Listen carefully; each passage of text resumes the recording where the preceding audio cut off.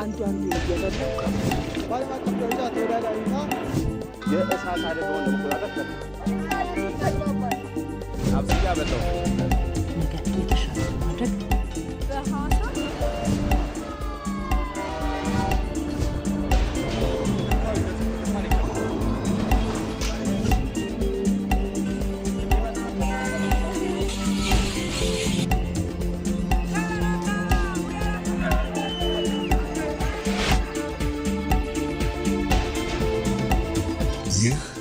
ኢትዮጵያ ቴሌቪዥን ነው።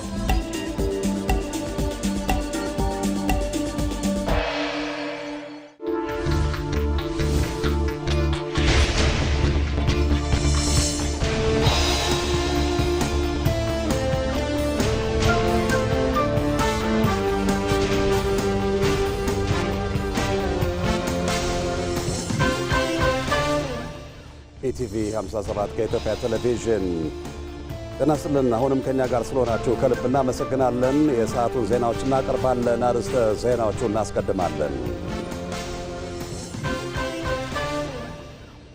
በሀገራዊ ምክክሩ የራሳችንን ሐሳብ ብቻ ለማጸደቅ ሳይሆን የሌላውንም ሰምቶ ሀገርን ለማስቀደም የተቻለንን ጥረት ማድረግ ይገባናል አሉ ተመካካሪዎች።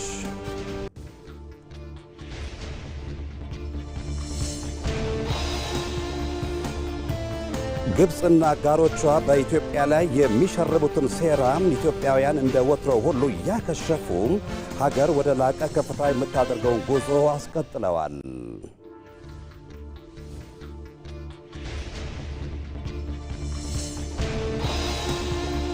በኢትዮጵያም እየተተገበረ ያለው የአረንጓዴ አሻራ መርሃ ግብር ወደ አረንጓዴ ኢኮኖሚ መሸጋገሪያ መንገድ ሆኗል።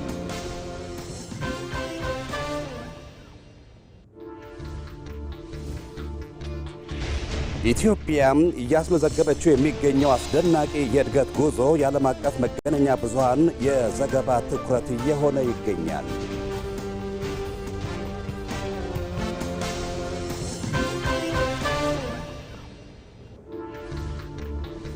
ከኢትዮጵያ ቴሌቪዥን ዋናው ስቱዲዮ ከዜናዎቹ ጋር ሰለሞን ጡመልሳን ነኝ። ወደ ቀዳሚው ዜናችን ተሻግረናል።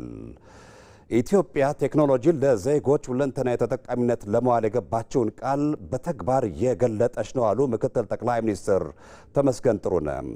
ምክትል ጠቅላይ ሚኒስትር ተመስገን በተገኙበት ብሔራዊ መታወቂያ ፕሮግራም ፋይዳ የመንግስት የልማት ድርጅት ሆኖ እንደ አዲስ በይፋ ተቋቁሟል።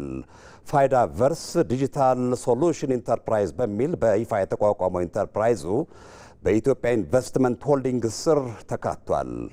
በዚህ ጉዳይ ላይ ተጨማሪ መረጃ ሊያደርሰን ሪፖርተራችን አሸናፊ እንዳለ በቀጥታ መስመራችን ላይ ይገኛል። እንደምን አምሽታል አሸናፊ? ብሔራዊ መታወቂያ ፕሮግራም ከዲጂታል መታወቂያ ላይ በዋነኛነት ይሰራ መቆየቱ የሚታወቅ ነው። እንደ አዲስ መቋቋሙ የሚያስገኘው ጠቀሜታ ምንድን ነው? ምክትል ጠቅላይ ሚኒስትር ተመስገን በመድረኩ ላይ ያነሷቸውን ሀሳቦች አካተህ መረጃዎችን ልታደርሰን ትችላለህ? አመሰግናለሁ ሰለሞን። ብሔራዊ መታወቂያ ፋይዳ ላለፉት 5 ዓመታት በጠቅላይ ሚኒስትር ጽህፈት ቤት ስር ሆኖ በተለይ ከዲጂታል መታወቂያ ጋር በተገናኘ አገልግሎት ሲሰጥ መቆየቱ ይታወሳል። በዚህ ዓመት ውስጥም ከ50 ሚሊዮን በላይ የሆኑ ኢትዮጵያውያንን መመዝገብ የቻለ ስኬታማ ተቋም ነው። አሁን ደግሞ ይህንን ስራውን ወደ ላቀ ደረጃ የሚያሻግረውን አዲስ ምዕራፍ ነው የጀመረው። ቀደም ብለን እንዳነሳው በኢትዮጵያ ኢንቨስትመንት ሆልዲንግ ስር ሆኖ ከዚህ በኋላ የልማት ድርጅት መሆኑን በይፋ አሳውቋል። ኢትዮጵያ በተለይ በዲጂታላይዜሽን ጉዞ ውስጥ በርካታ ስራዎችን እየሰራች ነው። ስለሆነም የፋይዳ ቨርስ ከዚህ በኋላ የሚያከናውናቸው ነገሮች እሱን ታሳቢ ያደረጉና ኢትዮጵያን በዲጂታላይዜሽን ጉዞ ውስጥ ወደፊት የሚያሻግሯትን ስራዎች የሚያከናውን ነው የሚሆነው። ምክትል ጠቅላይ ሚኒስትር ተመስገን ጥሩነህ እንደ አዲስ በተቋቋመበት በይፋ ሲመሰረት በነበረው መርሃ ግብር ላይ ያስተላለፉት መልእክት ምንድን ነው? ፋይዳ ባለፉት 5 ዓመታት ውስጥ ውጤታማ ስራዎችን ያከናወነ ተቋም ነው። በዚህ ደግሞ ያገኘው በርካታ ልምድ አለ። ይህንን በርካታ ልምድ ተጠቅሞ የኢትዮጵያን የዲጂታል ኢኮኖሚ ግንባታ ላይ በርካታ አበርክቶ ማሳረፍ የሚችል ተቋም መሆን እንደሚችል ነው ያመላከቱት። በተለይ ደግሞ አጠቃላይ በኢትዮጵያ ውስጥ የሚከናወነውን የዲጂታላይዜሽን ጉዞ ለጥቂት ሰዎች ብቻ የተተወ ሳይሆን ሁሉንም ተጠቃሚ ማድረግ በሚችል በከተማም በገጠርም ሁሉንም ነገር ማስተሳሰር በሚችል ድህነትን መቀነስ በሚችልበት ሁኔታ ውስጥና የዜጎች የየዕለት ተዕለት እንቅስቃሴያቸው ውስጥ ተጠቃሚ የሚያደርጓቸው ቴክኖሎጂዎችን በመፍጠር ረገድ ብዙ ስራዎች እንደሚጠበቅበት ነው እየጠቆሙት። ይህ ደግሞ ኢትዮጵያ የምታደርገው ጉዞ የተጠናከረ መሆኑንና ወደ ዲጂታል ትራንስፎርሜሽን የምንሸጋገርበት ሂደትም በሐሳብ ላይ ብቻ የተመሰረተ ሳይሆን በተግባር የሚገለጥ መሆኑን ማሳያ እንደሆነ ነው የጠቆሙበት። ስለዚህ የፋይዳ ቨርስ ብዙ ስራዎች ይጠበቁበታል። እነዚህ ስራዎች ደግሞ ቴክኖሎጂን መፍጠር ብቻ ሳይሆን ደግሞ አጠቃላይ ቴክኖሎጂውን የሚጠቀመው ማህበረሰብ ላይም ግንዛቤ በመፍጠር ረገድ ሰፊ ስራ እንደሚጠበቅበት ነው ምክትል ጠቅላይ ሚኒስትር ተመስገን ጥሩነህ በመድረኩ ላይ ያነሱት። እንደሚታወቀው ኢትዮጵያ ከቅርብ ዓመታት ወዲህ በዲጂታል ጉዞ ውስጥ እያከናወነች ያለችው ስራ በኢትዮጵያ ብቻ የተገደበ አልሆነም፣ ለሌሎች ሀገራትም በምሳሌነት መቅረብ የሚችል ነው። ስለዚህ አጠቃላይ የሚከናወኑ ነገሮች ደግሞ ደህንነታቸው የተጠበቀ አስተማማኝ ሆነው እንዲቀጥሉ እንደ ፋይዳ ቨርስ ያሉ ተቋማትን ማበራከት እንደሚገባ ነው ምክትል ጠቅላይ ሚኒስትር ተመስገን ጥሩነህ የተናገሩት። በመድረኩ ላይ የተነሳው ወደ ልማት ድርጅትነት መቀላቀሉም የተሻለ አበርክቶ እንዲኖረውና ለሀገርም የሚኖረውን ጠቀሜታ ከፍ እንዲያደርግ ያደርገዋል። ከዚህም ውስጥ ለምሳሌ በ2030 እንኳን በሀገሪቱ ጂዲፒ ውስጥ እስከ 9 ቢሊዮን ዶላር አካባቢ የሚጠቀስ ገንዘብን ሊያበረከት እንደሚችል ነው ሲነገር የነበረው። በመድረኩ ላይ የተነሱ ጥቅል ሀሳቦችም የተቋሙን ወደፊት ሊኖረው የሚችለውን አበርክቶ በጉልህ የሚያሳዩ ናቸው። ስለዚህ ተቋሙ ያለፉት ዓመታት ያገኘውን ልምድ ወደፊት እንዲሻገርበት አደራ ተሰጥቶታል። አጠቃላይ በመድረኩ ላይ የተነሱ ሀሳቦችና መልእክቶች እነዚህ ናቸው። አመሰግናለሁ። መልካም ምሽት። በሀገራዊ የምክክር ሂደቱ ዜጎች ያለምንም ፍርሃት ሀሳባቸውን በነፃነት ወደ ጠረጴዛ ማቅረባቸው የሂደቱ ትልቁ ስኬት ነው። ሰላማዊ ዲሞክራሲያዊና ጤናማ ክርክሮች እየተካሄዱበት የሚገኘው ይህ ምክክር የኢትዮጵያ ሕዝብ ለሀገራዊ መግባባቱ ያለውን ተስፋ ይበልጥ ያመላከተ ሆኗል። በዚህ ጉዳይ ላይ ሪፖርተራችን ሰናይት ብርሃኔ የተመካካሪዎችን አስተያየት አሰባስባለች፣ እንደሚከተለው ይቀርባል። ስሜ አለም መካ ይባላል። የመጣሁት ከማዕከላዊ ኢትዮጵያ ክልል ምሁር አክሊል ወረዳ ነው። ቀበሌ ኤቸነ ቀበሌ ይባላል። ስለዚህ እኔ አርሶ አደር ነኝ። በምክክር ብዙ ነገር ይገኛል፣ ብዙ ችግር ይፈታል። ስለዚህ በመነጋገራችን በመመካከራችን ብዙ በጣም ከባድ ናቸው የተባሉት ተነጋግረን እየፈታናቸው ነው ያሉት። አኑ አህመድ መሐመድ ቶርድ ይስታይ አፋር ካካካ። ስሜ አህመድ መሐመድ ይባላል። የመጣሁት ከአፋር ክልል ነው። በዚህ ምክክር ሁሉም የራሱንና የወከለውን ማህበረሰብ ሀሳብ ያነሳል። እኔም ያለኝን ሀሳብ በነፃነት እያቀረብኩ በጥሩ ሁኔታ እየተሳተፍኩ ነው። ለምናነሳቸው ነገሮች አሳማኝ ምክንያቶች እናቀርባለን። አሳማኝ ከሆኑ በዛ ይቀጥላሉ፣ ካልሆነ ደግሞ ለሀገር የሚጠቅመውን እንወስዳለን። ስሜ አያለ አብዱዋሂድ መሐሙድ ከሶማሌ ክልል ዞን አፍደር ወረዳው ኢሜይ የተወከልኩት መንግስት ሰራተኛ። እኛ መጀመሪያ ያሰብ የነበረ የራሳችን የቻለን ክልላችንና እኛ የራሳችን ጥቅም ብቻ ልናገር ነበር። ግን አሁን ያየን የኢትዮጵያ አንድነት ነው አሁን ይሄደ ያለው። የና አስተሳሰብ ደግሞ በጣም ለውጥ ይመጣል ብዬ ነው የሚገመተው። እነ ሚልኪያስ መንገሻ ይባላልው። የመጣሁት ደቡብ ኢትዮጵያ ክልል ጋሞ ዞን አርባ ምንጭ ዙሪያ ወረዳ ከዘይሰ ብሔረሰብ ነው። የዘይሰ ህዝብ ዲሞክራሲያዊ ፓርቲን በመወከል ነው ወደዚህ የመጣሁት። ከ10 ነው የጀመርነው።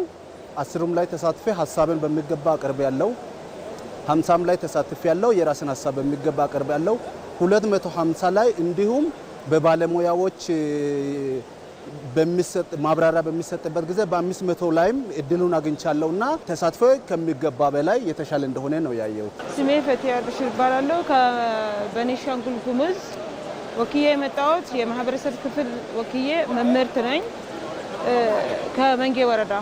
ካሁን የመጣነው በጣም በፍትሃዊ በሆነ ሀሳባችን እየሰጠን ነው።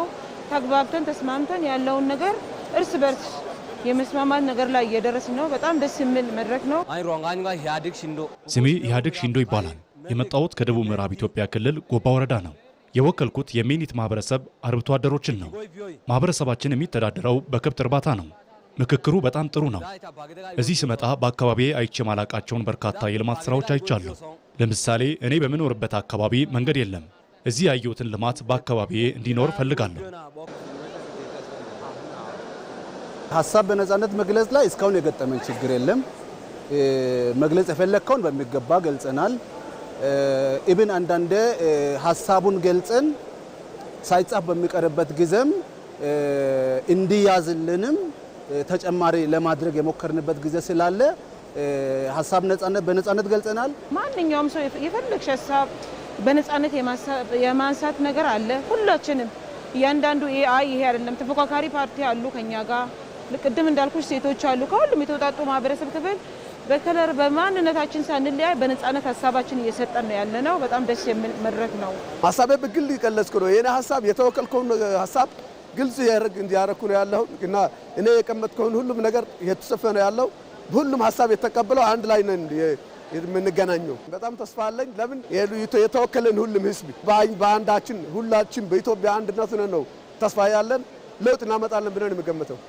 ከዚህ ምክክር ያለኝ ተስፋ ሁሉንም ኢትዮጵያዊ ተስማምታ ሁላችንም እጅ ለእጅ ተያይዘን ኢትዮጵያን ገነባለን፣ አንድነታችን ፍቅር መሰረታለን። የመግባባት ነገር ላይ እየደረስን ነው። ሁላችንም በአንድነት ተግባብተን ችግሮቻችንን ለመፍታት ነገ ትልቅ ተስፋ ማይበት ኢትዮጵያ ትልቅ ኢትዮጵያ ማይበትና አንድነታችን የምንገልጽበት ነገር ነው። ማናህ ያጎይ ቀደም ነህ በምክክሩ ትልቅ ተስፋ አለኝ። በሃይማኖት በብሔር እንዲሁም በሌሎች ጉዳዮች ላይ ያነሳናቸው ጉዳዮች ላይ ተስማምተን የተሻለ ኢትዮጵያን እንደማይም ተስፋ አደርጋለሁ። ለሚቀጥለው እንደዚህ ከሆነ የራቀን ካቀረብን እኮ እንዴት ተስፋ አይኖርሽም? ሄድ ዞር በልልኝ አታስፈልግም ብሎ ከተጣለ ትክክል ነው፣ ተስፋ አይኖርም። ግን ታስፈልገኛለህ፣ ጫካ መገባሁና ታስፈልገኛለህ፣ ችግርህ ንገረኝ፣ በጠረጴዛ ዙሪያ እንነጋገር ማለት እኮ ለወደፊት ተስፋ ማለት። ያደገችን ኢትዮጵያ እንድናይ ዜጎች በሰላም ወጥተው የሚገቡባት ሀገር እንዲኖረን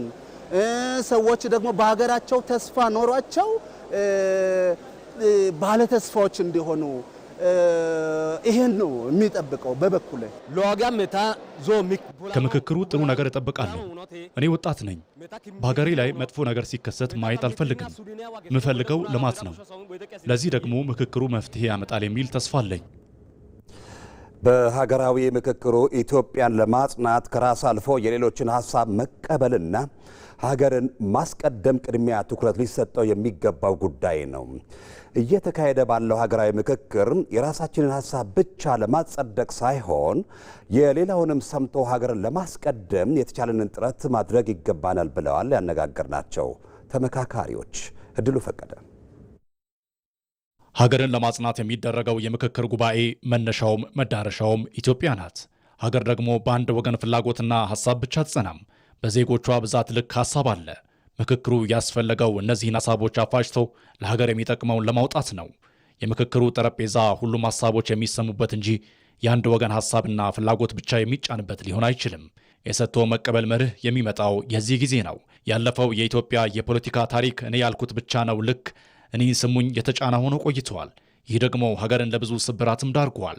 ምክክሩ ያስፈለገው ይህን ስብራት ለመጠገንና ቀድሞ ዋጋ ያስከፈለን እኔ የሚለው አካሄድ እኛ በሚል እንዲተካ የተከፈተ የታሪክ በር ነው። ወደ ምክክር ጠረጴዛው የሚመጡ ተመካካሪዎች ዋነኛ ዓላማ የራሳቸውን ሀሳብ ብቻ ለማሰማትና ለማጽደቅ ሳይሆን የሌላውንም ለመስማት ለመረዳትና ሀገርን ለማጽናት ወደሚያስችሉ የጋራ ሀሳብ ለመምጣት የተዘጋጀ የጋራ የመፍትሄ መንገድ ነው። የኔ ብቻ ሲባል እኔ ብቻ ነው ማውቅልህ፣ እኔ ብቻ ነው ማኖርህ፣ የኔ ብቻ ነው ምድሩ፣ የኔ ብቻ ነው ሀገሩ ነው። የኔ ብቻ ሲባል ሁሉንም ጠቅልለው የኔ ብቻ ብለው ይወስዳሉ። እርሱ ሀሳብ ጥሩ አይደለም። ሌጋሲን አያስቀጥልም። ኔሽን ወደፊት አያሻግርም። ሀገር አያሻግርም። የኛ በጋራ ተወያይተን የኔ አሸናፊ መሆን አለበት ከሚል እሳቤ መውጣት ነው ያለበት። ምክንያቱም የእያንዳንዳችን የጋራ ሀሳብ ተዋጽኦ ሆኖ ያንን ቦልድ አድርጎ አንስቶ በህዝብ ፊት ተቀባይነት እንዲኖረው ለሀገር ተቀባይነት እንዲኖረው መስራት ነው። አሁን ያለንበት ወቅት የኔ ብቻ የሚለውን አስወግደው ስለኛ የሚታሰብበት ከጽንፈኝነት ወጥቶ ወደ አማካይ መድረክ የሚመጣበት ወሳኝ የታሪክ ምዕራፍ ነው። ሀገር የምትድነውና ወደፊት የምትጓዘው አሸናፊና ተሸናፊ በሌለበት በጋራ መግባባትና በሰጥቶ መቀበል መርህ ላይ በተገነባ ጠንካራ መደላደል ላይ ብቻ ነው። ምክክሩ መጓዝ ካለበትም በዚህ አይነት አካሄድ መሆን ይኖርበታል። ለህዝብ የሚጠቅሙ ጉዳዮች ላይ ትኩረት አድርገን ፍሬ ማፍራት የሚችሉ ጉዳዮች ላይ ነው ማተኮር ያለብን። የኔ ሀሳብ የበላይ ይሁን፣ የኔ አካባቢና የመንደሬ ጥያቄ ብቻ ይከበር የሚል ሳይሆን ሀገር እንደ ሀገር፣ ህዝብን እንደ ህዝብ ማየት ተገቢ ነው የሚሆነው። ስለዚህ ሁላችንም በሚያግባቡን ጉዳዮች ላይ ተግባብተንና ተስማምተን ለሀገር የሚጠቅሙትን ብቻ ፍሬዎች ላይ ፎከስ አድርገን የተሻለው አማራጮችን የጋራ አድርገን ነው መቀበል ያለብን። በዚህ የምክክር ሂደት ውስጥ ወደ ጠረጴዛው የሚመጡ የፖለቲካ ኃይሎችና ተሳታፊዎች የራሳቸውን ሐሳብ ብቻ ለማጽደቅ ከሞከሩ ሂደቱ ውጤታማ ሊሆን አይችልም። ማንም ሰው ወይም አካል ሁሉንም ፍላጎቱን ሊያሳካ እንደማይችል ከግምት ማስገባት ወሳኝ ነው።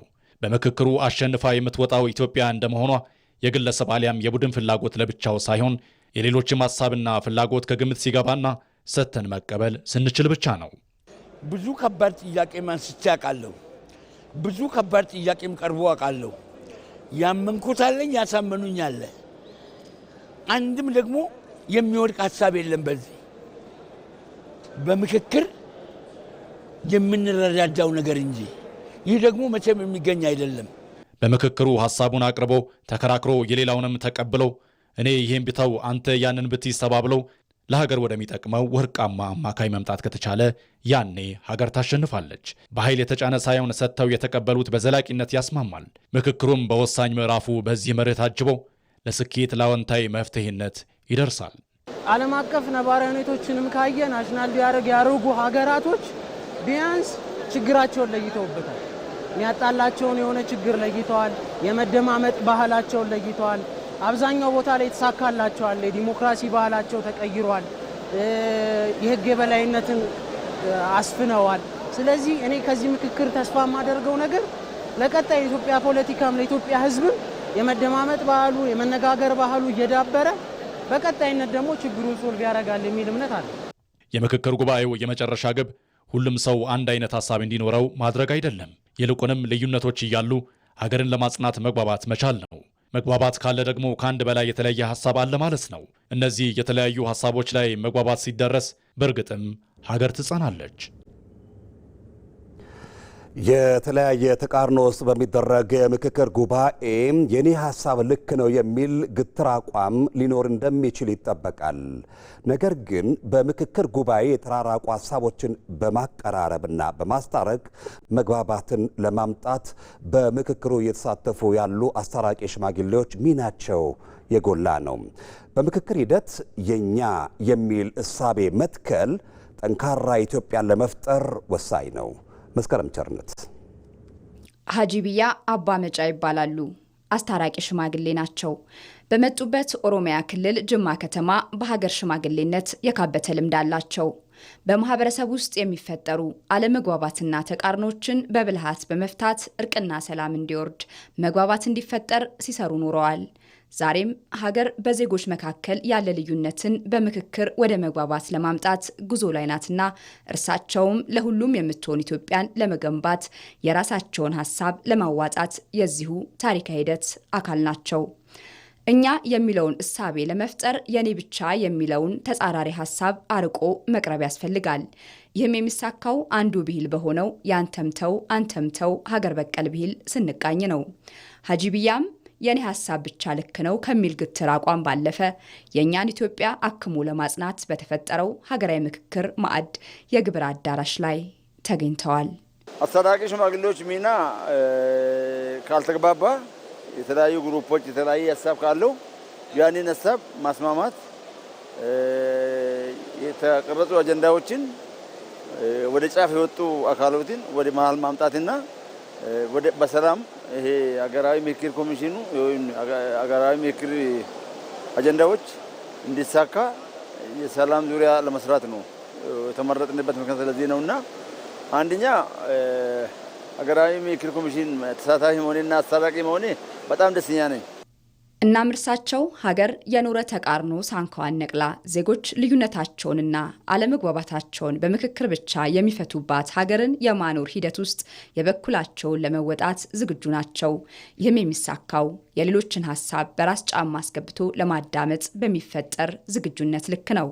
በጣም ጠቃሚ ነው። ምክንያቱም ሀገር ሽማግሌ ባላንስ ነው፣ እኩል ነው የሚናገረው፣ ለግራና ቀኝ አይቶ ነው የሚወስነውና ያንን ባለው ልምድ ባለኝ ልምድ ማለት ነው ይሄንን በሰላማዊ መንገድ በእርቁ ሀገራዊ ምክክር ኮሚሽን በሰላም እንዲሳካ ከፍተኛ ሚና እኔ ብቻ አይደለም ወደ 15 ምናምን ሰዎች ነኝና እነዚህ ሀገር ሽማግሌዎች በሙሉ ያልተግባቡበትን አጀንዳዎች ላይ እንዲግባቡ እንዲስማሙ ለማድረግ ትልቅ ሚና እንጫወታለን። ያልቀለም ያለው አጀንዳው ሲያዩ አሁን ብዙ የሚያጣላ ነገር የለም። ጥሩ ነገር ያየው ነኝና መጨረሻ ላይ ያምራል ብዬ ተስፋ አደርጋለሁ።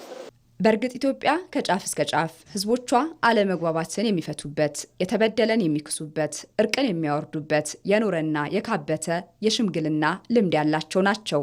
ዛሬም በምክክሩ ይህንኑ ሀገር በቀል እውቀት ተጠቅመው በሀሳብ ልዩነት ውስጥ የሚመጣን አለመግባባት ለማቀራረብ ከየአካባቢው ይህንኑ እውቀት ይዘው ተገኝተዋል። ከየአንዳንዱ ክልል ሁሉም እያሰባለሁ እያወራለሁ። ወደ ምክክሩ ስንመጣ በጣም እኔም ደስተኛ ነኝ። ምክንያቱም በኢትዮጵያ ውስጥ ያሉት ችግሮች ይቀረፋሉ። ችግሮች በቃ በዚህ በምክክር ይቋጫሉ። እንደውም ሙሉ በሙሉ እንትን ባይልም ተራ በተራ አሁን ያለቀ ይሄዳል። ኢትዮጵያ ወደ ስምምነቷ፣ ወደ አንድነቷ፣ ወደ ልማቷ አሁን ከስብራቶቹን የተሳታፊዎች ይጠግናሉ የሚል ሀሳብ ነው አለኝ። እንደ ኢትዮጵያ ብዝሃ ማንነት ባለበት ሀገር የተቃርኖ ልኩ ሰፊ ነው። ታዲያ የኔ ሀሳብ ብቻ ልክ ነው ከሚል ግትር አቋም ወጥቶ በጋራ በምክክር ሀገር ለማጽናት መስራት ይጠይቃል።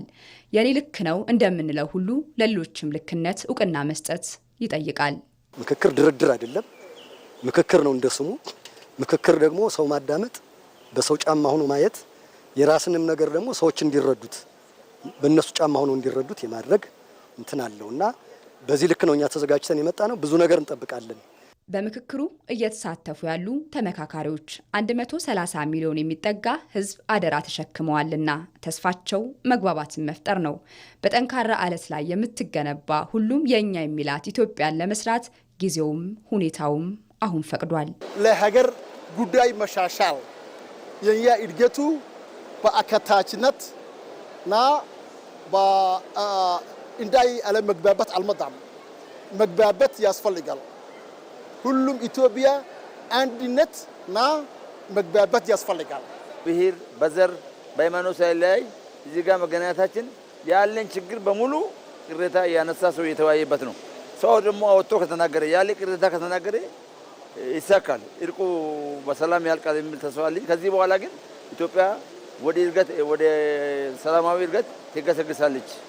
በምክክር የተገነባች ሀገር ሰላምና አንድነቷ እንደሚረጋገጥ ጥያቄ የለውም።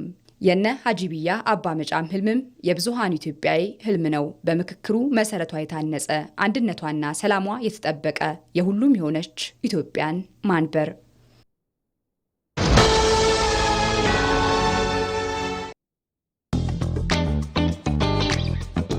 ሚሚ የብር ልክ የልሻለሁ ብላይ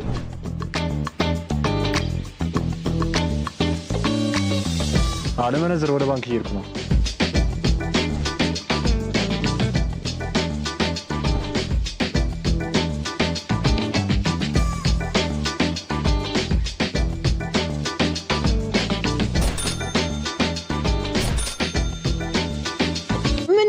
ሁሉ ብር የኔ ልጅ የሲቢ ብቻ ነው። ከውጭ ሀገራት በኢትዮ ዳይሬክት፣ ካሽኮ፣ ሲቢ ኮኔክት እና በሌሎችም ዲጂታል የገንዘብ ማስተላለፊያዎች ቀጥታ ወደ ሂሳቡ ሲላክሎት እንዲሁም ከባንካችን ጋር በሚሰሩ የውጭ ሐዋላ አስተላላፊ ድርጅቶች በኩል የተላከሉትን ገንዘብ ሲቀበሉ በዕለታዊ የውጭ ምንዛሬ መሸጫ ተመን መንዝረን ዳጎስ ያለ ተጨማሪ ጉርሻ እናበረክትሎታለን። በእጁ የሚገኝ የውጭ ሀገር ገንዘብ በባንካችን ሲመነዝሩ በጉርሻው ይደሰታሉ። በባንካችን ያስልኩ፣ በባንካችን ይመንዝሩ፣ የበለጠ ያገኙ። የኢትዮጵያ ንግድ ባንክ ሁሌም የሚተማመኑበት ባንክ። ከኢትዮጵያ ቴሌቪዥን በቀጥታ የሚተላለፍላችሁ የሰዓቱ ዜናችን እንደቀጠለ ነው።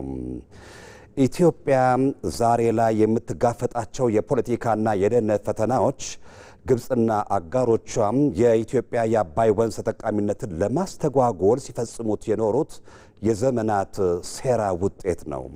ሆኖም ኢትዮጵያውያን እንደ ወትሮው ሁሉ የውስጥና የውጭ ተግዳሮቶችን በመቋቋም ወደ ላቀ ከፍታ የሚያደርጉትን ጉዞም አስቀጥለዋል። ወንዶሰን አፈወርቅ። ኢትዮጵያ ዛሬ የምታልፍባቸው የፖለቲካና የደህንነት ፈተናዎች ድንገት የተከሰቱ አይደሉም።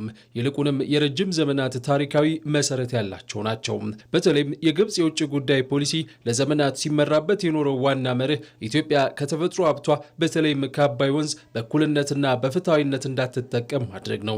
ግብፅ ጠንካራ የሆነች ኢትዮጵያ ለኔ ለውሃ የበላይነቴ ስጋት ናት በሚል የተሳሳተና የራስ ወዳድነት ስሌት ኢትዮጵያ ሉዓላዊነቷ የተጠበቀ በኢኮኖሚ የጠነከረች እንዳታድግና በምስራቅ አፍሪካ ገዢ ሚና ያላት ሆና እንዳትወጣ በየዘመናቱ መሰናክሎችን ስትዘረጋ ኖራለች። ዋናው መሰረታዊ ነገር የግብጽ በናይልም ሆነ በአባይ ወንዝ ላይ ያላት ፍልስፍና የላይኛው ተፋሰስ አባል ሀገራት እንዳይረጋጉ ማድረግ፣ ወንዙን የመጠቀም አቅማቸውን ይነሳቸዋል የሚል ፍልስፍና ነው የሚከተሉት። እንዳይረጋጉ ማድረግ ኢትዮጵያ ብቻ አይደለችም፣ ሌሎቹም የአባይ ተፋሰስ አባል ሀገራት እንዳይረጋጉ ማድረግ። የግብፃውያኑ ኢትዮጵያን የማዳከም ስትራቴጂ በሁለት መንገዶች ሲተገበርም ቆይቷል። የመጀመሪያው ቀጥተኛ ወረራን ማካሄድ ሲሆን በ19ኛው ክፍለ ዘመን አጋማሽ የግብፁ መሪ ኬዲቭ እስማኤል ታላቋን የግብፅ ኢምፓየር እገነባለሁ በሚል ፎከራ የናይልን መነሻ ሙሉ በሙሉ ለመቆጣጠር ኢትዮጵያን በኃይል ለማንበርከክ ሞክሮ ነበር። ነገር ግን በጉንደትና በጉርአ በተደረጉ ታሪካዊ ውጊያዎች ኢትዮጵያውያን በጀግንነት መክተው መራር ሽንፈትን አጎናጽፈውታል። በዚህም የግብፅ ቀጥተኛ የወረራ ስትራቴጂ በኢትዮጵያውያን ብርቱ ክንድ መና ሆኖ ቀርቷል። ቀጥተኛ ወረራው ያልሰራላት ግብፅ ከዚያ በኋላ ስትራቴጂዋን የኢትዮጵያን የውስጥ ድክመቶችና ተላላኪዎችን ወደ መጠቀም ቀይራለች። በኤርትራ በኦጋዴንና በሌሎች አካባቢዎች ይንቀሳቀሱ ለነበሩ ታጣቂዎች ካይሮ ላይ ቢሮ በመክፈት የሬዲዮ ጣቢያ በመስጠትና ወታደራዊ ስልጠናን በማመቻቸት ኢትዮጵያ በውስጥ ጦርነት እንድትደማ አድርጋለች። የግብፅ የፖለቲካ ሴራ ከጊዜ ሰሌዳና ከፖለቲካ ማዕበል ጋር የሚለዋወጥ ስልት ሳይሆን የዘመናት የሴራ መረብ ቅዠት ነው። ዛሬ ላይ የግብፅ አጀንዳ ሲሰማ የዲፕሎማሲ ቋንቋ ሳይሆን የቅኝ ገዢዎችን ውርስ በጉልበት የማስቀጠል ድግግሞሽ ሆኖ የሚታየውም ለዚህ ነው። እንደ ህወሓት ያሉ ስልጣን የተጠሙ ቡድኖችም የራሳቸውን የፖለቲካ ፍላጎት ለማሳካት ሲሉ ከታሪካዊ ጠላቶች ጋር አብረዋል። ይህ ህገወጥ ቡድን በስልጣን ዘመኑም ሆነ ከስልጣን ከተወገደ በኋላ ከካይሮና ከአስመራ ከሚመጡ የጥፋት መልእክተኞች ጋር በመስራት የኢትዮጵያን ሰላም ለማደፍረስና ልማቷን ለማስተጓጎል ሲሰራ ከርሟል። የእነዚህ ላኪዎችና ተላላኪዎች ጥምረት አንድና አንድ ግብ ያለው ሲሆን እርሱም ኢትዮጵያ በቋሚ ግጭት፣ በድህነትና በእርስ በርስ ጦርነት ውስጥ ተዘፍቃ እንድትቀር ማድረግ ነው። ከሀገር ውስጥ ባሻገር ግብፅ የጎረቤት ሀገራትን ጸረ ኢትዮጵያ እንቅስቃሴም ስትደግፍ ኖራለች። በ1960ዎቹና 70ዎቹ ካይሮ ኢትዮጵያን ለማዳከም በማሰብ የሶማሊያው የዚያድ ባሬ ጦር ኢትዮጵያን ሲወር የገንዘብ የሳተላይት መረጃና የመሳሪያ ድጋፍን አድርጋለች። ሆኖም በወቅቱም ቢሆን ኢትዮጵያ በጀግኖች ልጆቿ ተጋድሎ ግብፅንና ተላላኪዎቿን ድል አድርጋለች።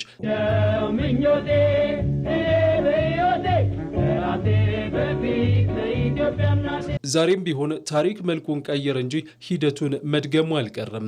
የያዘችውን እኩይ አጀንዳ በራሷ እጅ ብቻ ማስፈጸም እንደማትችል የምታውቀው ግብፅ ሁልጊዜም ተላላኪዎችን ትጠቀማለች። እንደ ግብፅና የሻዕቢያ አገዛዝ ያሉ አካላት የኢትዮጵያን ድካምና መበታተን እንደ ዋና የጂኦፖለቲካ ስትራቴጂ በመውሰድ አሁንም ድረስ የሴራ ካምፖችን ይከፍታሉ። ረጅም ጊዜ ያካበተው ልምድ ስላለ በርካሽ ዓላማውን የማስፈጸም አሁንም የሚተጉለት አይጠፉም። ፋኖ ይላል፣ ሸኔ ይላል፣ ቤኒሻንጉል ምናምን ንቅናቄ ይባላል። የሆነ ንቅናቄ አልፋቤት ሱፕ ነው የሚሉት ፈረንጆቹ። አልፋቤት ሱፕ ኦፍ ኢትዮጵያን ሊበሬሽን ፍሮንትስ ይዘህ ነው ኢትዮጵያን ለማተራመስ ጥረት የሚደረገው። የሻዕቢያ አገዛዝ በቀጠናው ሰላም እንዳይኖር ከግብፅ ጋር በመሰለፍ የኢትዮጵያን ስጋቶች የማባዛት ስራ ሲሰራ ቆይቷል። ነገር ግን ታሪክና ወቅታዊ እውነታ የሚያስተምረን ሌላ ታላቅ እውነት አለ። ኢትዮጵያ የቱንም ያህል ውጫዊና ውስጣዊ ፈተናዎች ቢደቀኑባትም በእንዲህ አይነት የታሪካዊ ጠላቶችና የባንዳዎች ሴራ የምትወድቅ አገር አይደለችም።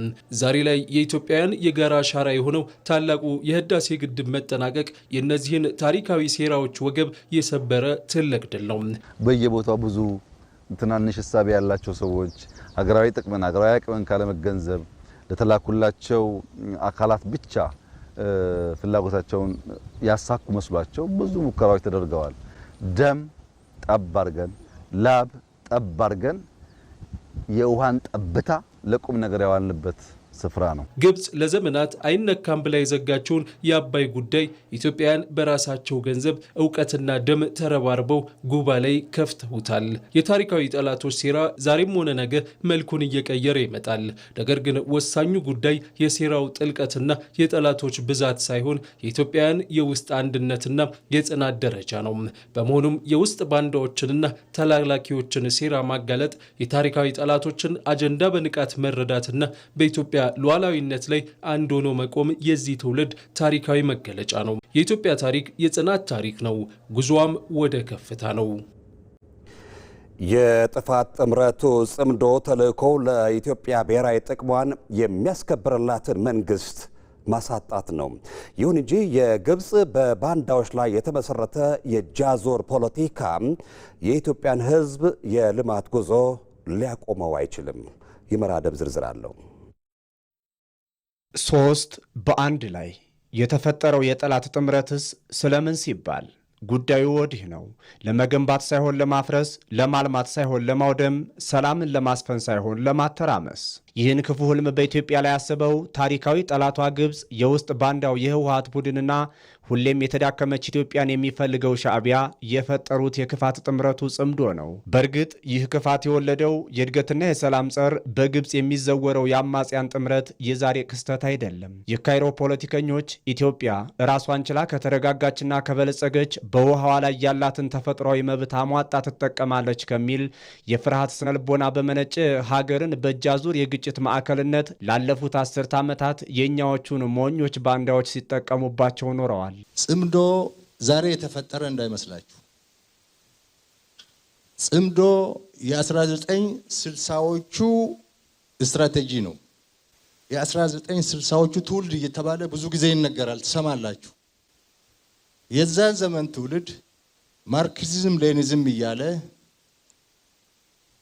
ታሪካዊ ጠላቶቻችንን እያጋበዘ ኢትዮጵያን ከባህር በር የማባረር ዘመን ነበረ። የ1960ዎቹ ትውልድ የዛሬ 60 ዓመት ኢትዮጵያን ከባህር በር በማባረር ኢትዮጵያን በእርስ በርስ ግጭት በማዳከም በቀጠናው ትርጉም ያለው አገር እንዳትሆን በቀጠናው የአባይን ውሃ እንዳትጠቀም ሲደረግ ነበረ። የግብፅ የውጭ ጉዳይ ማጠንጠኛ ኢትዮጵያ በውስጥ ቀውሶች ተጠምዳ ስትነድ ከኛዎቹ አኩራፊ ባንዳዎች ጋር ሆነው እሳቱን እንሙቅ የሚል ነው። ይህንን ለማሳካት ደግሞ የኢትዮጵያን አንድነት የማይፈልጉና እኔ ስልጣን ካልያዝኩ ሀገር ትፍረስ የሚሉ የውስጥ ኃይሎችን በገንዘብ በስልጠናና በሚዲያ ፕሮፓጋንዳ መደገፍን እንደ ብቸኛ አማራጭ አድርገው ወስደውታል። የኛው ጎረቤት የሻዕቢያው መንግስት ጭር ሲል አልወድም በሚል ኢትዮጵያ ላይ ፍላጻውን አንስቶ በማር የተለወሰ መርዝ ሆኖ ውሎ ካደረ ሰነባብቷል። መልካም ጉርብትና ልዋጥልህ ብሎት ትልቅ ሳይሆን ትልቅ በሆነችው ኢትዮጵያ ተስፋ ህልምና ለውጥ በቅናት ተንጨርጭሯል። የጠላት ወዳጅ ነው የሚል መተሻሸቱ ግብፅ ሻዕቢያን ደግፋ ኢትዮጵያን የባህር በር አልባ ስታደርጋት፣ ህወሓትን በመደገፍ ደግሞ ማዕከላዊ መንግስቱን በማዳከም ኢትዮጵያችንን በድህነት ውስጥ እንድትማቀቅ ለማድረግ ስትባክን ኖራለች። እዚህ ጋር ህወሓት መራሹ መንግስት ለ27 ዓመታት ኢትዮጵያን የመምራት እድሉ በእጁ ላይ ሲወድቅ ለሀገር መስራት የሚገባውን ባለመስራቱ ኢትዮጵያን ክፉኛ ከዓለም ጋር አስተላልፏታል። በዚያ ድርጊቱ ይቅር በሉኝ አጥፍቻለሁ፣ ልክ አልነበርኩም፣ ተሳስቻለሁ ብሎ በኢትዮጵያውያን ፊት መጸጸት ሲገባውም ካፈርኩ አይመልሰኝ ነውና ነገሩ ዛሬም ቢሆን ያንን የባንዳነት ታሪኩን ደርቦ ከጠላቶች ጋር መቆሙ የእናት ጡት ነካሽነቱን በይፋ ግልጽ አድርጎ እንዲወጣ አድርጎታል። ኢትዮጵያን እንድትፈርስ ከታሪካዊ ጠላቶቻችን ከነ ግብፅ ጋር ሆነው የሚሰሩ እንደ ሻዕቢያ አይነቶቹ እየተባበሩ ጽምዶ የሚል ትብብር ፈጥረው ለጦርነት እየተዘጋጁ ነው ያሉት። ይህ ሁሉ ግብግብ፣ ይህ ሁሉ ጫና የመፍጠር አባዜ ያሰከረው የጽምዶ ጥምረት ለኢትዮጵያ ብሔራዊ ጥቅሟን የሚያስከብርላትንና ሁለንተናዊ ብልጽግናዋን ለማረጋገጥ የሚሰራውን የሀገረ መንግስት ጉዞ ከመንገድ ለማስቀረት አለያም ባጭሩ ለማደናቀፍ ነው። ኤርትራና ግብፅ በቀይ ባህርና በህንድ ውቅያኖስ አቅጣጫ የሚፈጥሩት ወታደራዊና ዲፕሎማሲያዊ መተባበር ኢትዮጵያ ከ3 አስርት ዓመታት በፊት በህዝብ ያልተመረጠ መንግስት ያሳጣትን የባህር በር ጥያቄውን እንደ አዲስ ማንሳቷን የቀጠናውን ተጽዕኖ ስትራቴጂያዊ በሆነ መንገድ ለመግታት ታሳቢ አድርገዋል። አባይን መገደብ የማትችል አገር መፍጠር ነበር፣ እሱ አልተሳካም። ባህር በር የማባረር ግን ተሳክቶላቸዋል። የተሳካበት ምክንያት እነሱ ጎበዞች ስለሆኑ ጀግና ስለሆኑ አይደለም፣ እነሱ ባንዳ ስላገኙ ነው። የገዛ አገሩን የሚወጋ የገዛ አገሩን የሚያዳክም እርስ በርሱ የሚጨፋጨፍ የራሱን መንግስት የሚያፈርስ ኢትዮጵያን ኢኮኖሚካሊ የሚያዳክም ለጠላቶቻችን ምቹ ሁኔታ በር የሚፈጥር መዓት ባንዳ ከውስጥ ስለተገኘ ነው። አሁንም እሱ ነው። እዚህ ጋር ግን ግብጽና የምትመራው የጽምዶ ጥምረት ሊረዱት የሚገባው አንዱ እውነት አሁን በኢትዮጵያ ያለው መንግስት እንደ ከዚህ በፊቱ ህወሓት መራሹ መንግስት በፈተና ሸብረክ የሚል ሳይሆን ችግሮችን ጭምር እንዴት ወደ ድል ቀይሮ አውድ ቀያሪ መንግስት መሆኑን ነው። በክፋትና በአፍራሽነት ላይ የተመሰረተ ጥምረት ብዙ ርቀት አይጓዝም። ዓለም አቀፉ የፖለቲካ ታሪክ የሚያስተምረውም ይህንኑ ነው። ህገወጡ የህወሓት ቡድን ለጊዜያዊ የፖለቲካ ትርፍ ሲል የሀገርን ዘላቂ ጥቅም አሳልፎ መስጠቱ ታሪካዊ ክህደት ፈጽሟል። የግብጽም በባንዳዎች ላይ የተመሰረተ የእጅ አዙር ፖለቲካ የኢትዮጵያን ህዝብ የልማት ጉዞ ሊያስቆመው አይችልም። ኢትዮጵያ የገጠማትን የውስጥ ባንዳዎች ክህደትና የውጭ ታሪካዊ ጠላቶች ሴራ በህዝቦቹ አንድነትና ትግል በጽናትና ገቢር ነበብ ዲፕሎማሲያዊ ጥረቷ በመታገዝ የጀመረችውን የብልጽግናና የሰላም ጉዞ ከግብ ማድረሷ የማይቀር ሀቅ ነው።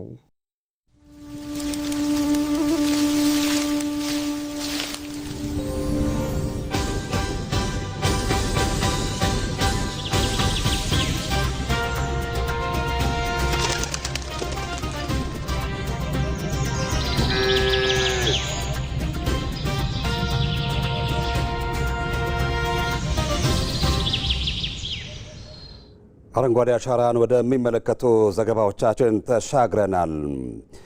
የኢትዮጵያ አረንጓዴ አሻራ ወደ አረንጓዴ ኢኮኖሚ መሸጋገሪያ መንገድ ነው። አረንጓዴ አሻራ የምግብ ዋስትናን ከደን ልማት ጋርም አጣምሯል። በኢትዮጵያ እየተገበረ ያለው የአረንጓዴ አሻራ መርሃ ግብር ስኬቶቹ ምንድን ናቸው? ሂደቱስ ምን ይመስላል? የሚለውን ከሮዛ መኮንን ጥንቅር እንከታተል። አንድ እድሜያቸው በጣም የገፋ አባት በጓሯቸው ውስጥ የወይራ ችግኝ ይተክላሉ። በዚህ አልፎ የሚሄድ አንድ ወጣት በትጋት አፈር ሲምሱና ችግኙን ሲተክሉ ተመልክቶ ይገረማል። ቀረብ ብሎም አባቴ የወይራ ዛፍ አድጎ ፍሬ ለመስጠት ብዙ ዓመታት ይወስዳል፣ እርስዎ ደግሞ በእድሜ ገፍተዋል፣ የዚህን ዛፍ ፍሬ ለመብራት ላይደርሱ ይችላሉና ለምን ይለፋሉ ብሎ ይጠይቃቸዋል። አዛውንቱ ሲመልሱም ልጄ ሆይ እኛ እየበላን ያለነው የቀደሙት አባቶች ቻችን የተከሉት ፍሬ ነው። ዛሬ ደግሞ እኛ የምንተክለው ለመጪው ትውልድ ነው በማለት መልሰውለታል። ዛሬ በኢትዮጵያ ምድር እየተከናወነ ያለው ተግባርም ይሄው ነው። አረንጓዴ አሻራ የኛ የዚህ ትውልድ አሻራ ለመጪው ትውልድ ለልጆቻችን የምናወርሰው ህያው ቅርስ ነው። የዓለም የአየር ንብረት መዛባትና የካርበን ልቀት መጨመር የመላው የሰው ልጅ ህልውና ላይ ስጋት በደቀነበት በዚህ ዘመን ኢትዮጵያውያን የመፍትሄው አካል በመሆን ታሪክ እየሰራን ነው። ይህም ከነባር የስነ ምህዳር ውድቀት ታድቆ ወደ ዘላቂ ሁለንተናዊ ብልጽግና የሚያሸጋግር ታላቅ ተስፋ ነው። ቆይታችን እዚህ ላይ ያጠነጥናል። አብራችሁን ስለቁ።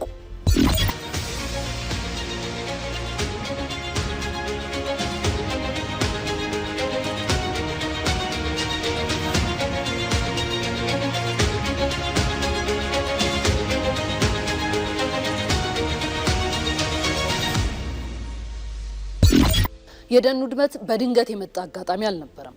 ባልተጠና የደን አጠቃቀም ስህተት ምክንያት የመጣብን ችግር ነው። በሌሎች ሀገራትም ተመሳሳይ ውድመቶች፣ ተመሳሳይ ስህተቶች ነበሩ። ግን በእነዚያ ስህተቶች ላይ ወድቀው አልቀሩም። ቻይና የጎቢ በረሃን ለመከላከል በ1970 ዓ.ም ታላቁን አረንጓዴ ግንብ ገንብታለች። ደቡብ ኮሪያ ከጦርነት በኋላ የወደመ ደኗን በ1960ዎቹ መገባደጃ መልሳ አረንጓዴ አልብሰዋለች። ኮስታሪካም በ1970ዎቹ ወደ 21 በመቶ ዝቅ ብሎ የነበረውን ደኗን ጥበብ በተሞላበት ፖሊሲ ወደ 57 በመቶ አድርሰዋለች። ኢትዮጵያም ይህንን ታሪካዊ ውድቀት በመቀየር ሽፋኗን በአጭር ጊዜ ውስጥ ወደ 23.6 በመቶ ማሳደግ ችላለች።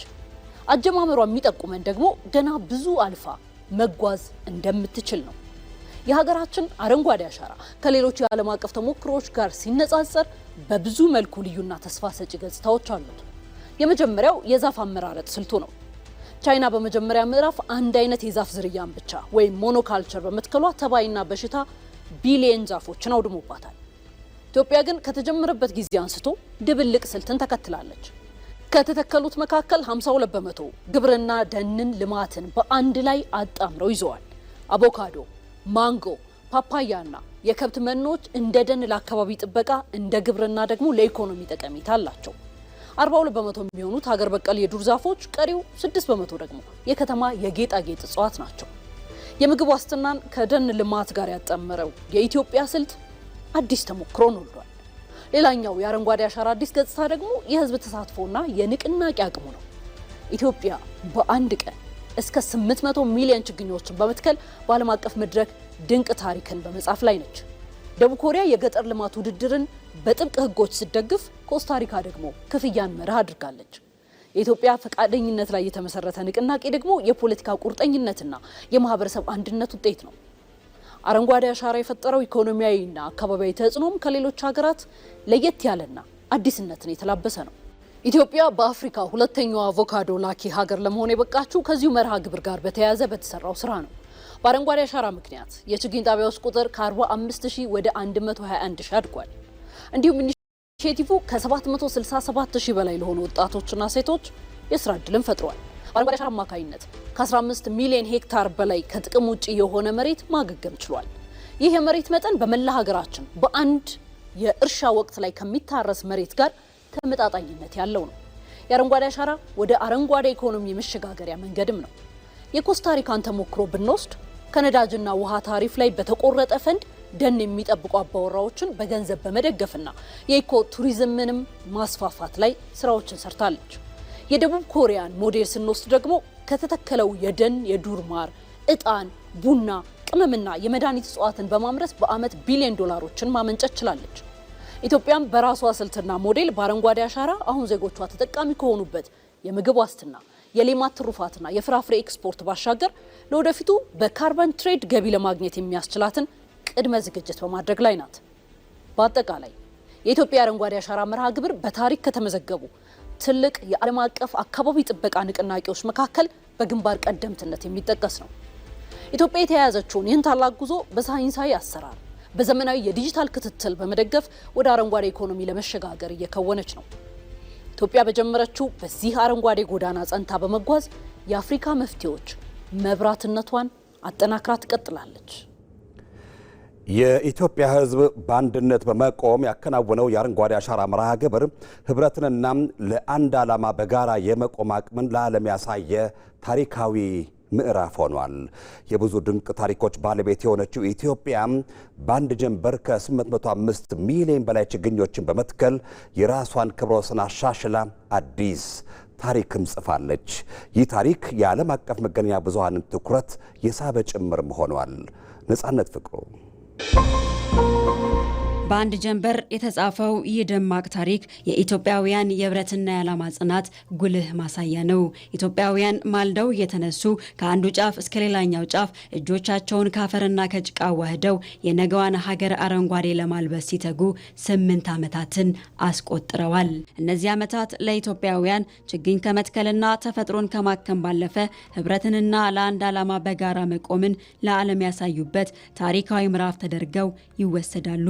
የብዙ ድንቅ የታሪክ ክስተቶች ባለቤት የሆነው የኢትዮጵያ ህዝብ ታዲያ አሁንም በአንድ ጀንበር ከ805 ሚሊዮን በላይ ችግኝ በመትከል የራሱን ክብረ ወሰን አሻሽሏል። አዲስ ታሪክንም በደማቅ ቀለም ጽፏል። ይህ ቁጥር የብዙ ሚሊዮኖች የጋራ ትንፋሽ፣ የተስፋ ህልምና የጽናት ፍሬ ማሳያ ነው። ተፈጥሮ በሰው ልጆች ፈተና ውስጥ በገባችበትና የዓለም ስጋት ባየለበት ከ805 ሚሊዮን በላይ አረንጓዴ ተስፋዎችን በአንድ ጀንበር መትከል የተፈጥሮ ሚዛንን ከመመለስ በላይ የሰው ልጅ ህብረት ምን ያህል ታምር መስራት እንደሚችል ማሳያ ሆኗል። ኢትዮጵያውያን በምድራቸው ላይ ያኖሩት ይህ አረንጓዴ አሻራ የነገዋን ለምና አረንጓዴ ሀገር እውን የሚያደርግ ዘላቂ ስጦታ ነው። ይህ ክስተት የኢትዮጵያውያንን የጸና ፍላጎትና የጋራ ጥረት በማሳየት አህጉራትን አልፎ የዓለምን ቀልብም ስቧል። እናም ዓለም አቀፍ መገናኛ ብዙሃን ይህንን እውነት ማለፍ አልተቻላቸውም። ከእስያ እስከ ላቲን አሜሪካ፣ ከአፍሪካ ቀንድ እስከ መካከለኛው ምስራቅ የሚገኙ ተጽዕኖ ፈጣሪ ዓለም አቀፍ የዜና አውታሮች የዘመቻውን ታላቅነት፣ የህዝቡን ቀጠናዊ ተሳትፎና የይቻላል መንፈስን ከፊት ገጻቸው አኖሩት። ይህ ዘመቻ የተለመደ የችግኝ ተከላ መርሃ ግብር ሳይሆን ኢትዮጵያ ለአየር ንብረት ለውጥ ተጽዕኖ የምትሰጠው ተግባራዊ ምላሽና ለአካባቢ ጥበቃ ያላትን ቁርጠኝነት የሚያሳይ መሆኑንም በዘገባዎቻቸው አበሰሩ። የመካከለኛው ምስራቅ የዜና አውታር አልጀዚራ የዘመቻውን ስትራቴጂካዊና ዲፕሎማሲያዊ ፋይዳ በማጉላት ተግባሩ ኢትዮጵያ እንደ አውሮፓውያኑ አቆጣጠር በ2027 ለማስተናገድ ከተመረጠችበት የዓለም አቀፉ የአየር ንብረት ጉባኤ ጋር የተያያዘና ኢትዮጵያ በዘርፉ የምታሳየውን ዓለም አቀፋዊ መሪነት የሚያጎላ መሆኑን ሲያስነብብ ኢኮኖሚያዊና አካባቢያዊ ዘላቂነት ብሎም የችግኝ ተከላውን ቀጣይነት ካለው ልማት ጋር ያለውን ቁርኝነት በዘገባው የተመለከተው ቲቪ ብሪክስ ደግሞ መርሃ ግብሩ ለረጅም ጊዜ የምግብ ዋስትና፣ ለግብርና ምርታማነት፣ ለአየር ንብረት ለውጥ የመቋቋም አቅምን ለመገንባት የተጣለ ትልቅ መሰረት መሆኑን አትቷል። የደቡብ ኮሪያው ኮሪያ ፖስት ዘመቻውን ተስፋን እንትከል በሚል መሪ ቃል ከተራራ እስከ ቆላ ከከተማ እስከ ገጠር ሚሊዮኖችን ያንቀሳቀሰና አዲስ ታሪክ የጻፈ ሀገራዊ ንቅናቄ ሲል ገልጾታል። ጋዜጣው ይህ እርምጃ ኢትዮጵያ ለአካባቢ ጥበቃ የምታደርገውን ጥረት ብቻ ሳይሆን ዘላቂ የኢኮኖሚ እድገትን ለማረጋገጥ የምታደርገውን ጉዞ የሚያፋጥን ነው ሲልም አስቀምጦታል። በቀጠናው የሚገኘው ሆርን ዲፕሎማት በበኩሉ ኢትዮጵያ በአፍሪካ ግዙፍ የደን ልማት በማካሄድ ረገድ ያላትን መሪነት የበለጠ ያጠናከረ ነው ብሏል። ለኢትዮጵያ የአረንጓዴ አሻራ መርሃ ግብር ከቁጥር ባሻገር መሆኑን ማሳያ ኢትዮጵያ በአረንጓዴ አሻራ ዲፕሎማሲ ከቀጠናውና ከሌሎች የዓለም ሀገራት ጋር የፈጠረችውን ትስስር ማሳየት ነው። የአረንጓዴ አሻራ ንቅናቄ ከሀገር ወሰን ተሻግሮ የዲፕሎማሲያዊ ትብብር ስለመሆኑ የዴይሊ ኢስላማባድ ታይምስ እና የአሶሲየትድ ፕሬስ ኦፍ ፓኪስታን ዘገባ ምስክር ናቸው። ዘገባው በሁለቱ ሀገራት መካከል ያለውን ወዳጅነትና ለአካባቢ ጥበቃ የተሰጠውን ትኩረት ለማሳየት በኢስላማባድ የሚገኘው የኢትዮጵያ ኤምባሲ ያካሄደውን የችግኝ ተከላ ዘመቻ አሳይቷል። ቻርማር ኒውስ በበኩሉ ኢትዮጵያውያን ለዚህ ታሪካዊ ዘመቻ ያሳዩትን ተነሳሽነትም አድንቋል። ኢትዮጵያውያን ከሰሩት ታሪክና ከዚህ እውነት ጀርባ የዓለም አቀፍ መገናኛ ብዙሃን ዘገባዎች የኢትዮጵያን የአረንጓዴ አሻራ መርሃ ግብር አሁን ላይ የሀገር ውስጥ ተግባር መሆኑ ቀርቶ በዓለም አቀፍ ደረጃ ለአየር ንብረት ለውጥ ምላሽ ለመስጠት ደንን ለመተካትና ሕዝብን ለማስተባበር እንደ ስኬታማ ምሳሌ እየታየ እንደሚገኝ ሲመሰክሩ ይህ እንቅስቃሴ ኢትዮጵያን በዓለም አቀፍ የአየር ንብረት መድረክ ላይ ያላትን ተጽዕኖ ፈጣሪነትና መሪነት የበለጠ የሚያጠናክር እንደሆነ አመላክቷል። እነዚህ ዘገባዎች የኢትዮጵያን እውነት ከመግለጥ ባለፈ ለዘመናት የቆየውን ትርክትም የሰበሩ ናቸው። ኢትዮጵያን ከድርቅ ጋር አያይዘው የቆዩ ዓለም አቀፍ መገናኛ ብዙሃን ዛሬ ላይ ታዲያ ኢትዮጵያ ዜጎቿን አስተባብራ ለፈጸመችው ገድል እውቅና ከመስጠት አላገዳቸውም። ትርክት በዚህ መልክ ነው የሚገነባው። ትናንት ያልተገባ ትርክትን እያራቁ አዲስ የሀገርን ክብር የሚመጥን ትርክት እየጻፉ መጓዝ በአረንጓዴ አሻራ እየተገነባ ያለው ኢትዮጵያን ገላጩ ትርክትም በደማቁ እንዲጻፍ አስችሎታል።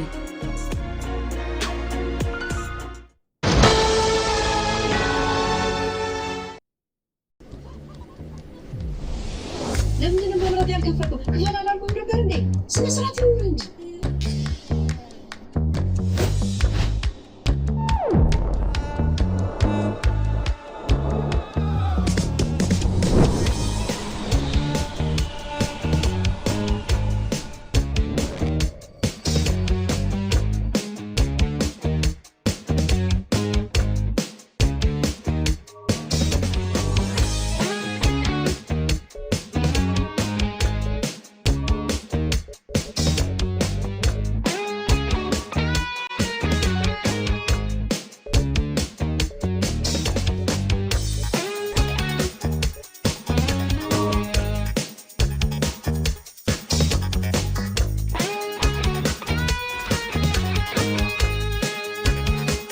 በቴሌብር ባለንበት ሆነን ያለምንም ውጣ ውረድ የቢል ክፍያችንን ስንፈጽም እንዲህ ነን። ቴሌብር።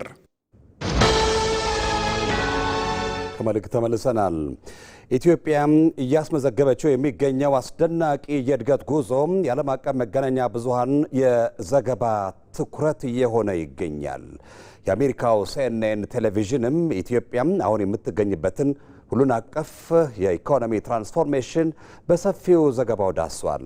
ጌታቸው ባልቻ ኢትዮጵያ አሁን ያለችበት ሁሉን አቀፍ የልማትና የለውጥ ጉዞ የዓለም አቀፉን ማህበረሰብ ትኩረት የሳበ የፋይናንስ ተቋማት የሚመሰክሩለትና የዓለማችን ታዋቂ ሚዲያዎች ጭምር የትኩረት ማዕከል የሆነው ለውጡ ራሱ መጣራት በመጀመሩ ጭምር ነው። በዓለም አቀፍ ደረጃ ሚሊዮኖች የሚከታተሉት የአሜሪካው CNN ቴሌቪዥንም ይህንን የኢትዮጵያ የለውጥ የእድገትና የሽግግር ጉዞ በሰፊ ትንታኔ ዳሶታል። አሁን የኢትዮጵያ ኢኮኖሚ በታሪክ ይታወቅበት ከነበረው የነጠላ ዘርፍ ኢኮኖሚ ጥገኝነት በመሻገር ያላትን እምቅ አቅሞች በመለየትና በማልማት ላይ የተመሰረተ አዲስ የእድገት ምዕራፍ ውስጥ ገብቷል።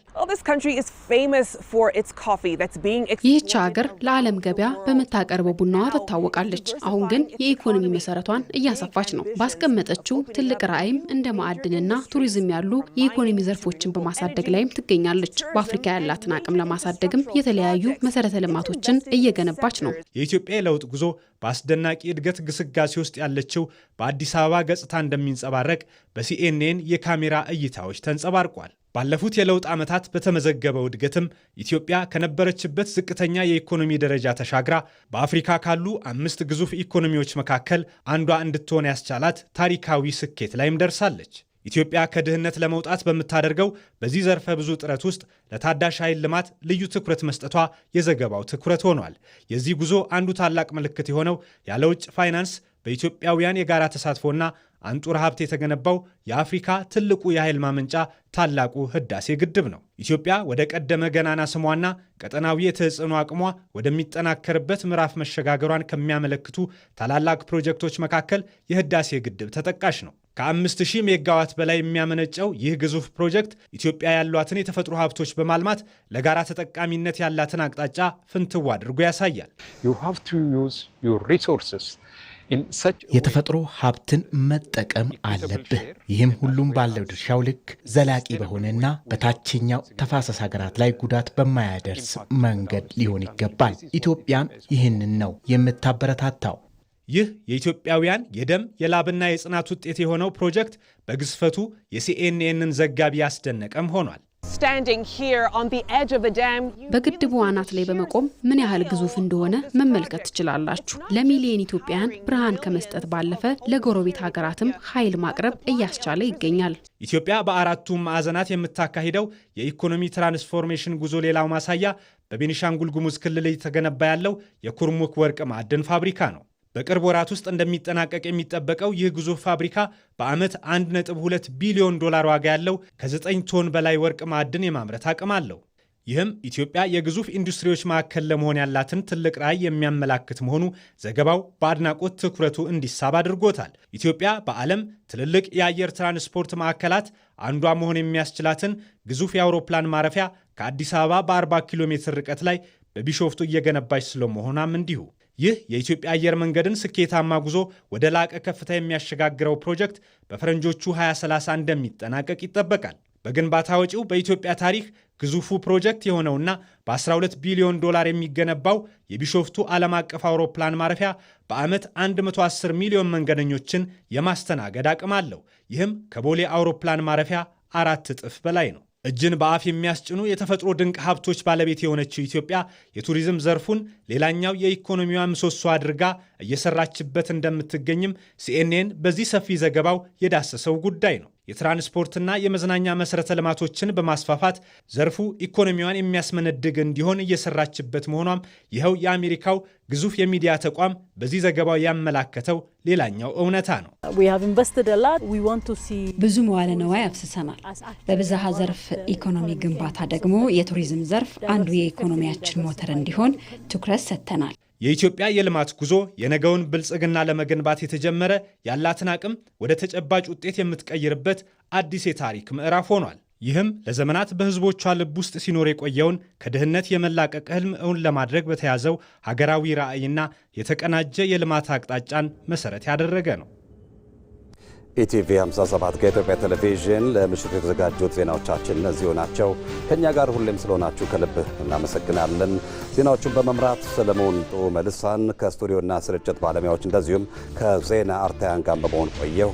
በያላችሁበት ጤና ይስጥልን።